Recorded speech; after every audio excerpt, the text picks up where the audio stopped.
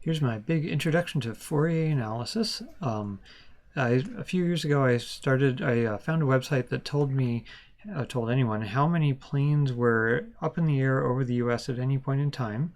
So I did what anyone would do. I set up a script to capture that data every 5 or 10 minutes and did that for, I don't know, 6 months or a year. And here I've taken that data, just focused on Tuesdays, because each day of the week is probably different than other days of the week. And then I said, well, what was the average number of planes in the air at midnight on a Tuesday, at midnight plus 5 minutes, at midnight plus 10 minutes and 15 minutes, etc.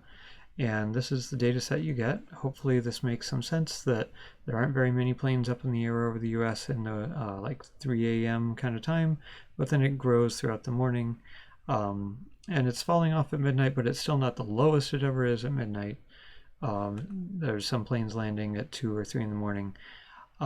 So if you wanted to model this with a fairly simple function, let's say you wanted to estimate the demand on air traffic control systems or something like that, what kind of function would you model this with? Well, some people would say a cubic, because they're used to a cubic going down and then back up and then back down again, which you could get a reasonable model there. But I want to think about this as, yeah, this is Tuesdays, but Wednesday probably does basically the same thing, and Monday probably does basically the same thing. So I'd like a function that still does basically the same thing on into the next day, and does basically the same thing the day before. So some kind of function that acts periodically or cyclically. So I'm thinking maybe a sine or a cosine. I have to think a little bit about, do I want a sine, do I want a cosine? I'd also have to think, well, sine and cosine, they tend to hover around plus or minus 1, right? But this is way above plus or minus 1. They also have a wavelength of 2 pi, and this has a wavelength of 24 hours or 1 day. So I need to be able to shift and scale everything a bunch. So my function would have to be something like f of t equals some vertical shift plus some amplitude times sine of some frequency times t plus some phase shift. And I want to be able to change all those things to get my sine wave as close as possible to the data set. So that's what I'm hoping to do. So I've got some space to do that here. Let's just start typing here. We'll have a vertical shift, we'll have an amplitude, we'll have a frequency, and we'll have a phase shift. And I'm going to color those cells something that I can say, okay, I'm going to put stuff here. Ignore that. So what kind of vertical shift do you think we want? Well, the center line of sine or cosine is 0. Looks like the center line here is about 3000, so I'll put in a vertical shift of 3000. What kind of amplitude? Like from center line to peak, looks like from 3000 to 5000, so that would be an amplitude of about 2000. What's the frequency? Well, it's once per day or once per 24 hours. Here we have to know how Excel is storing the time values. It looks like it's doing it in like AM PM style, but here I'm showing the number it's actually using. This would be 12:05 a.m. If this was in hours, 12:05 a.m. is what, 1/12 of an hour? So this would be 1/12, but this is much lower than 1/12. So the way Excel is actually storing these is in fractions of a day. So if I go all the way down here to 1155 and show that in number format, you can see that that's pretty close to 1. So I need a frequency of 1 cycle per day rather than 1 cycle per 24 hours. So if I use a frequency multiplier of 2 pi, then 0 to 1 gets expanded to 0 to 2 pi, which is what we want sine waves to do. And let's just put a phase shift of 0 to begin with. So my predictions here, I'll say my vertical shift, and I have to do absolute references, so when I fill this down, the references stay the same, times the amplitude times sine of the frequency times time of day plus the phase shift, and then, well, get a little more precision there. I don't want that to be a time, I want that to be a number. And then we'll fill that down. And I've got my graph here showing my original and then the curve of my predictions. What do you think of my predictions right now? Not so good, huh? What can we do to fix it? Well, the frequency looks good. It's waving once per day. The center line looks pretty good. The amplitude looks pretty good. The phase shift just doesn't seem right though, right? It's peaking here, it should peak over there. So I can just throw numbers here. Oh, that wasn't so bad. Maybe a little less, 2.5. Nope, sorry, a little more, 3.3. That's not looking bad.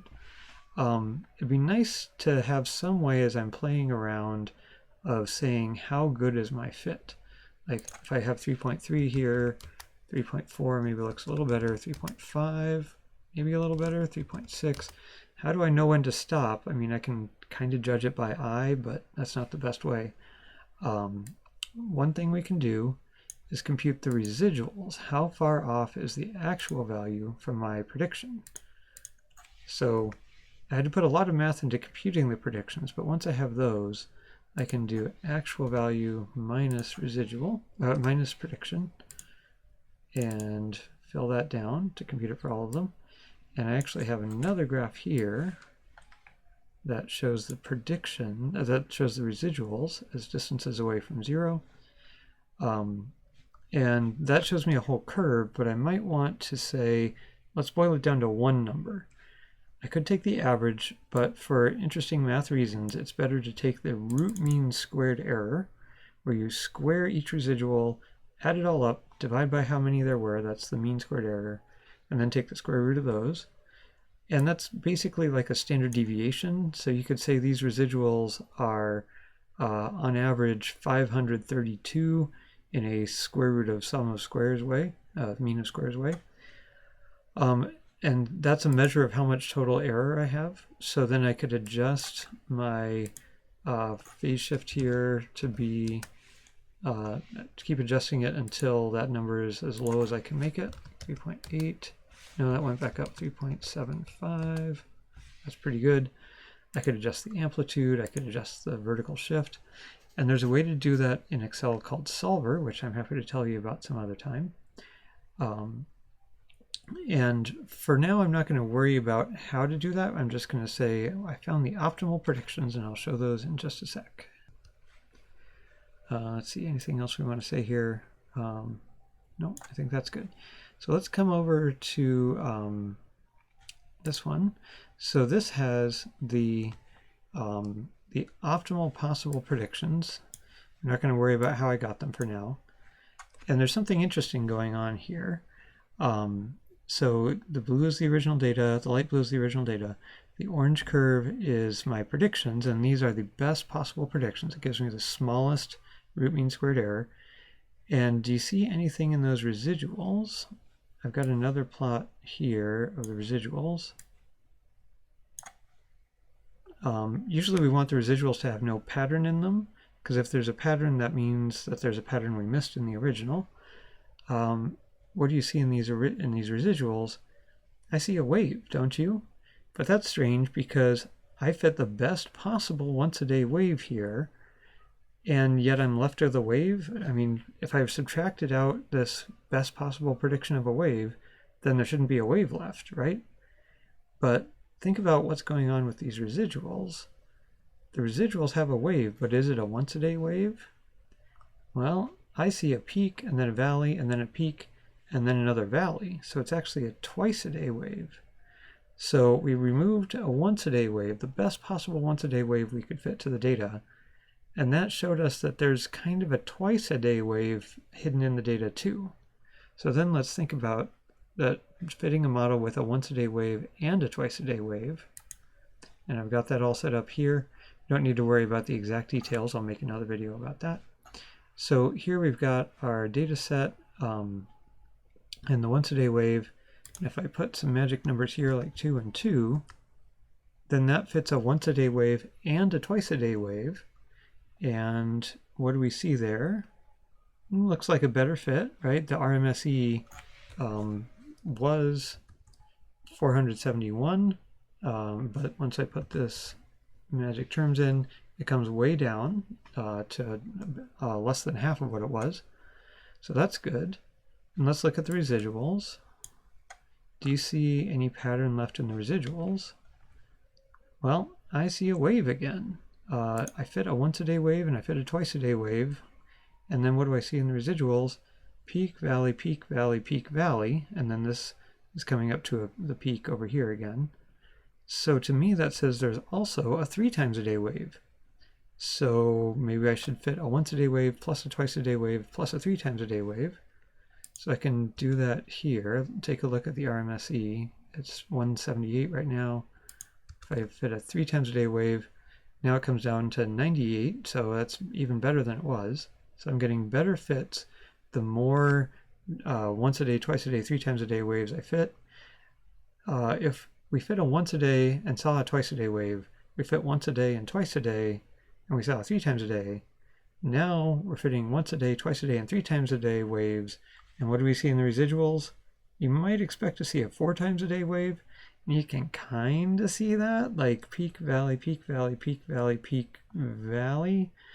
But that's getting kind of fishy. I'm not going to say that's definitely a 4 times a day wave. But it seems like that would be the pattern that we're following here.